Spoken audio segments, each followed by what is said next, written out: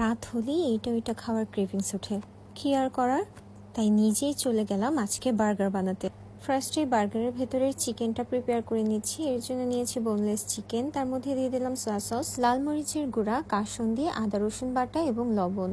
এখানে কিন্তু কাসুন্দির বদলে সরিষা বাটাও অ্যাড করতে পারেন, আর এই কাসুন্দিটাই কিন্তু এটার টেস্ট অনেক চেঞ্জ করে দেয়। এবার সবকিছু ভালোভাবে মাখিয়ে ভেজে নিলাম। এমনিতে আমাদের বাসা বান থাকে চা দিয়ে খাওয়ার জন্য, আর আজকে এই বানগুলো দিয়েই আমি বার্গার বানাবো। বানগুলো মাঝখান থেকে কেটে একটু তেল দিয়ে এরপর দুই পাশ ছেঁকে নিয়েছি। এতে করে সস দিলেও বানটা কিন্তু ক্রিস্পি থাকবে এন্ড খেতে বেশি ভালো লাগবে। সবকিছু একদম রেডি, এবার বার্গার গুলো প্রিপেয়ার করে নিব। আর আজকের বার্গারে আমি হোয়াইট সস ইউজ করব, আর এই হোয়াইট সসেও একটু কাসুন্দি দিয়ে নিলাম। আপনারা চাইলে কিন্তু বার্গারটা মেয়োনিজ দিয়েও করতে পারেন, বাট আমার আম্মু যেহেতু মেয়োনিজ খায় না, এর জন্য আমি আজকে হোয়াইট সস দিয়েই করছি।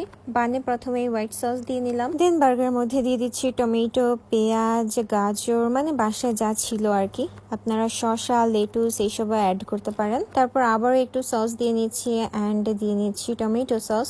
আর এইভাবেই সবগুলো বার্গার আমি বাসায় মেক করে নিলাম। প্রায় 2-3 বছর পর আমি বার্গার বানালাম, আগে অনেক বানানো হতো যখন আমি ক্লাস 9-10-এ পড়তাম। আর বাস এইভাবেই তৈরি করে নিলাম আমি ঝটপট মিনি বার্গার। দেন সবাই মিলে খেলাম, আসলে বার্গারটা অনেক মজা হয়েছিল। রিভিউ দাও, বলো কেমন? অসাধারণ অসাধারণ। আর আম্মু বলেছে এই জন্য বললাম।